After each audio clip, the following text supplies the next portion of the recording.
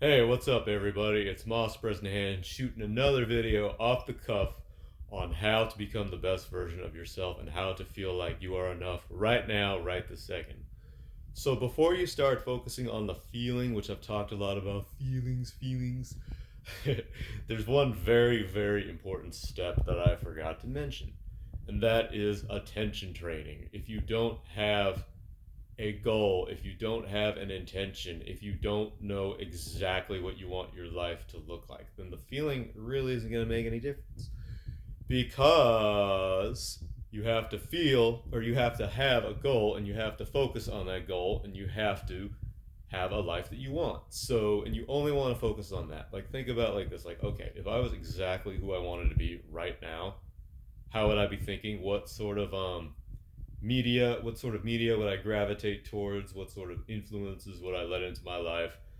Would I be scrolling on TikTok 12 hours a day, or would I be scrolling through Twitter 12 hours a day, or would I be on Facebook all day? No, probably not. Would I be worried about what some random person I knew from high school or elementary school is doing? No, I would be focused on what I want to do and whatever was most important to me at that time. And it doesn't have to be anything specific. It should be catered to you. It should be what you want. Like you can join a convent or something if you want to and focus on that. I don't care what it is that you want to do. Try not to do anything that would hurt anyone else. Like try not to focus on being a murderer or anything like that. But yeah, you get to decide what you focus on and just do that. So that's the first tip: attention training. Figuring out your goal and your identity. Identity is big because you can have a goal and fight for the goal, but if your identity is not in alignment with your goal, you're not going to get that goal. It's going to feel wrong to you, and you're going to subconsciously self sabotage it. Again, let me repeat that. Subconsciously self sabotage it. Yes. And the reason for that is people don't feel like they're enough. They've been socially conditioned. They have a certain identity of them, which may be true to an extent. I mean, I think biology does play a little bit of a part in how we're shaped, but not entirely. I think, you can decide how you view things, even if you don't have full control over the whole physical situation yet. But, one step at a time. Create an identity, create a character in your mind, and that's pretty much the first step of attention training. I don't think I can elaborate on this topic anymore.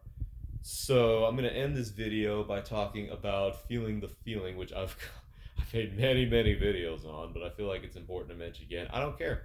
I feel like talking about it again. If you get sick of me talking about this, just don't watch the video. But yeah, feeling the feeling and not consciously telling yourself, oh, this is this way, everything's good, everything's good. Like, there's a toxic positivity when you lie to yourself and you try to cope with reality by saying, "Oh, this is good, this is good." It's like that's how you know something's wrong when you're constantly coping in your head, because the head is just part of it. The head is just one of your brains you have.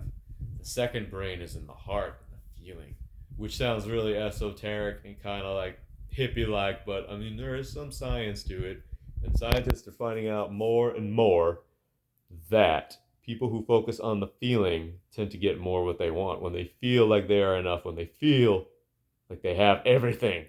Like I can say right now, it is my intention, or I feel like I'm a billionaire living in Amsterdam, or I don't know, something like that. Just that's just an example. It doesn't have, or a world famous doctor who's saving lives in Lithuania or something like that. I don't know. These are just very random examples. You should definitely cater towards you. Don't follow any of my goals. Don't follow anyone else's goals. Don't go on Instagram or Facebook and look at whoever you think is better than you. Be like, I should have their goals. I should try to live their life. I mean, to some extent, there's nothing wrong with emulating certain people's traits and characteristics, but you really shouldn't base your goals around other people's goals because we're all so different and we're all programmed so different. We're basically walking computers, and our thoughts, our genes, our experiences, or all the programming going into us, biologically and mentally. I feel like you can't really control biology, so I wouldn't really focus much on that. It's better you just focus on the things you can control, which is your thoughts, your words, and your actions. And just align all those things at once. Be perfectly aligned with the reality you want. Okay, think about this. How would the person that you want to be wake up every day, and how would they think? How would they feel? Instead of you waking up with your little victim mindset, like, oh no, I gotta do this. I mean, yeah, we're all victims to some extent. I'm a victim to some extent. Everybody's a fucking victim. It's just like, how do we view that? How do we choose to view that? Do we resist it? Do we try to fight back and make it worse? Or do we embrace it? Embrace the victimhood. Let it consume you so you can become who you want. It's like, yeah, I'm a victim, but that's cool because I can do whatever I want. Like these people, these nihilists going around saying, oh, life's pointless, there's no point. I kind of agree with that. I do kind of agree, but the thing is, if life is pointless, you can basically do whatever you want to do. Think about that. If life is so pointless, why not just do what you want to do now? Hmm? Like, what's stopping you? We're all going to be dead soon anyway. So it's like you might as well just do what you want. I mean, I could die today. I could literally get hit by a bus after I make this video, and this is the last video I make, and this is how everyone remembers me. Let's hope that doesn't happen though, knock on wood. But yeah, I mean, it's true. It's true. Life doesn't really have any point. I feel like I don't think there's any real meaning to life. I think the meaning of life is whatever you give it. So yeah, let that free you.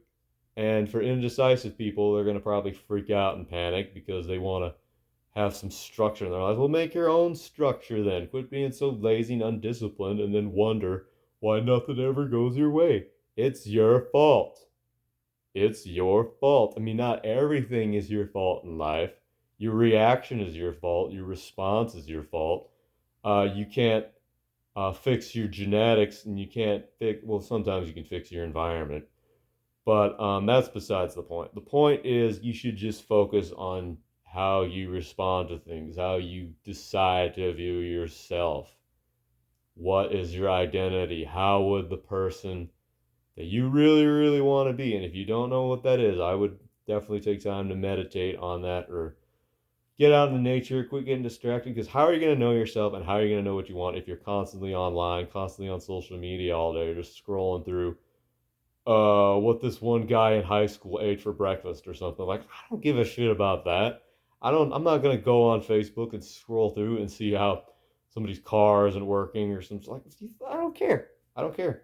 No offense to people who post that shit, but I don't care. I don't read it. I don't read it. So focus on the identity. Focus on who you want to be. Ignore all intrusive negative thoughts. View them as invaders into your mind. View them, like I said in one of my past videos. I said something like, don't let the bad neighbors in. Let's say you got a really gross, disgusting neighbor who's a total slob and they're really dumb and they smell bad and they piss their pants. I don't know. And wouldn't let that person in. You'd be like, yeah, come in, just come in. Like, no, you'd have a breaking point, and you would just be like, hey, you know what? No, you are not welcome here. Get out.